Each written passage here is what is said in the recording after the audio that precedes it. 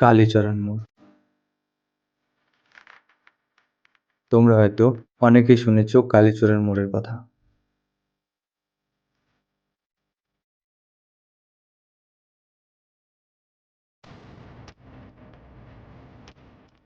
কালীচরণ মোড় যার রহস্যগুলো এখন শুধু মানুষের মুখে রয়ে গেছে।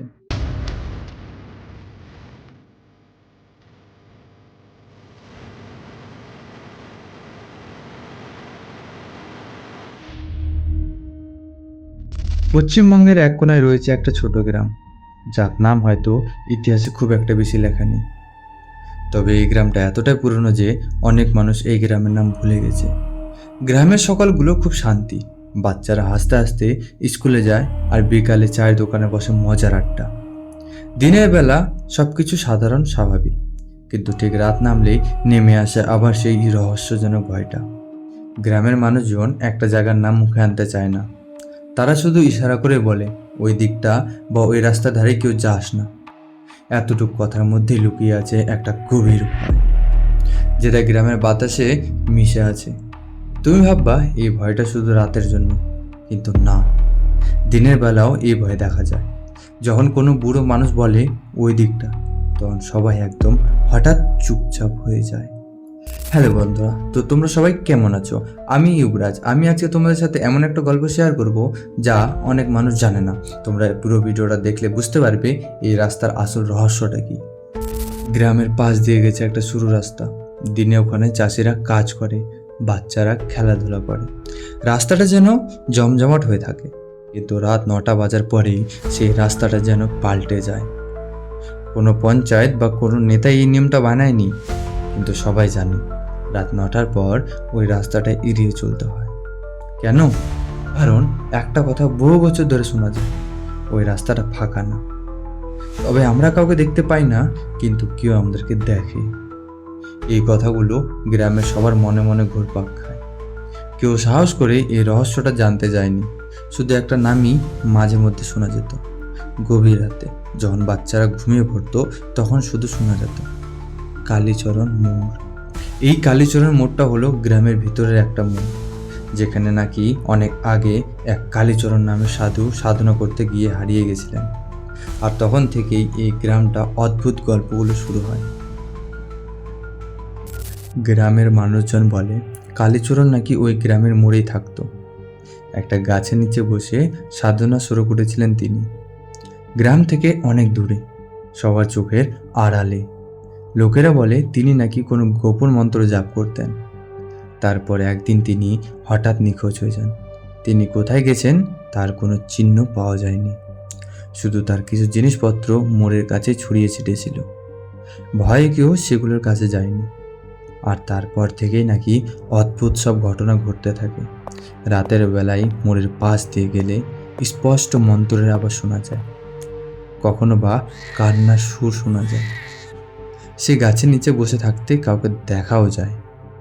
গ্রামের বুড়োরা বলেন কালীচরণ নাকি সিদ্ধি লাভ করেছিলেন, কিন্তু তার সাধনা অসম্পূর্ণ থাকে গেছে। আর এই অসম্পূর্ণ সাধনার কারণেই তার আত্মা নাকি ওই মোড়ে আটকে আছে। সে নাকি তার সাধনার সঙ্গী খুঁজে বেড়ায়, এমন কাউকে যে তার সাধনা সম্পূর্ণ করতে সাহায্য করবে, অথবা তার মতোই চিরকালের জন্য আটকে পড়বে সেই গাছের মধ্যে। আরব ছিল 22 বছরের একটা হাসি খুশি ছেলে। সে এসব বিশ্বাস করতো না। তার মুখে সবসময় হাসি লেগে থাকতো। একটু বেওড়া ছিল, কিন্তু খুব দায়িত্বশীল ছিল। ভূতের গল্প শুনলে সে ঠাট্টা করত। সে বিজ্ঞানী আর যুক্তি মানত, আর অদৃশ্য কোনো কিছুর ক্ষমতাকে সে মনে ভুল বলে উড়িয়ে দিত। বন্ধুদের মধ্যে সে ছিল সবচেয়ে সাহসী। তার প্রিয় বন্ধু ছিল রুমি। রুমি প্রায় আরবকে ওই রাস্তা দিয়ে রাতে যেতে বারণ করত, কিন্তু আরব সব হেসে উড়িয়ে দিত। আরব বলতো, আয় তোকেও একদিন ভূত দেখাতে নিয়ে যাব। এই কথা বলেই রুমিকে খেপিয়ে তুলত। রুমি ছিল আরবের পুরোই উল্টো। সে একটু শান্তি স্বভাবের। গ্রামের পুরনো গল্পগুলো সে মন দিয়ে শুনত আর বিশ্বাসও করত। বিশেষ করে তার ঠাকুমা যখন কালীচরণ মোড়ের গল্প বলতেন, তখন সে খুব মন দিয়ে শুনত। তখন রুমির চোখে মুখে একটা অজানা ভয় দেখা যেত। সেদিন বাজার থেকে ফিরতে আরবের একটু দেরি হয়ে গেছিল। আকাশে মেঘে ঢাকা, বিদ্যুৎ চমকাচ্ছিল। সেদিন ছিল পূর্ণিমার রাত, কিন্তু চাঁদ মেঘের পিছনে লুকিয়েছিল।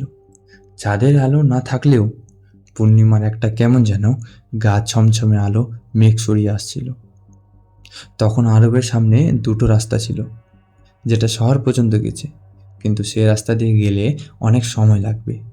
আর আরেকটা রাস্তা যেটা অনেক সরু আর শর্টকাট ছিল। এই রহস্যময় রাস্তা যা কালীচরণ মোড় হয়ে গ্রামের দিকে গেছে। আরব মনে মনে হাসলো। ভূত থাকলে তো আগে রিল বানাবো, ভাইরাল হয়ে যাবে। সে মনে মনে বলল, তার বন্ধুরা তাকে কতবার বারণ করেছে এই রাস্তা দিয়ে যেতে না, কতবার ভয়ের গল্প শুনিয়েছে, কিন্তু আরবের কাছে এসব ছিল শুধু একটা ঠাট্টা। সে শর্টকাট ধরল। মোবাইলের টর্চ জ্বালিয়ে সে সাবধানে এগোতে লাগলো। বাতাসের হালকা ঠান্ডা, গাছের পাতাগুলো যেন ফিস ফিস করে কিছু বলতে চায়। এই নিয়ম ভাঙার একটা অদ্ভুত আনন্দ তাদের মধ্যেও ছিল। সে নিজের সাহস প্রমাণ করতে চেয়েছিল, নাকি শুধু তার কৌতূহল তাকে টেনে নিয়ে যাচ্ছিল, তা সে নিজেও জানত না। প্রথমে কিছুক্ষণ সব ঠিকঠাকই ছিল। আরবের মনে হলো, ধুর, সব মিথ্যা কথা, কি আছে এই রাস্তায়। সে মনে মনে একটা ভূতের গল্প বানাতে শুরু করলো। পরের দিন বন্ধুদের শুনিয়ে হাসবে বলে। তার মনে পড়ল রুমির সেই ভয় পাওয়া মুখটা। কালীচরণ মোড়, ওই দিকে যাস না। তারপর সে খেয়াল করলো চারপাশে একদম কোনো শব্দ নেই। তার মোবাইল ফোনের টর্চের আলো একটা ছোট জায়গাকে আলোকিত করছে। সেই আলোর বাইরে যেন সব কিছু চুপচাপ, ঝিঝি পোকার ডাকও নেই, এমনকি বাতাসের শব্দ নেই আজকে। গাছের পাতাগুলা যেন স্থির হয়ে গেছে, যেন নিঃশ্বাস আটকে গেছে কিছু দেখে তাদের। শুধু তার নিজের পায়ের শব্দ, টক টক টক। রাস্তার ওপর তার জুতোর আওয়াজ যেন এক এক ইঞ্চ গান গাইছে।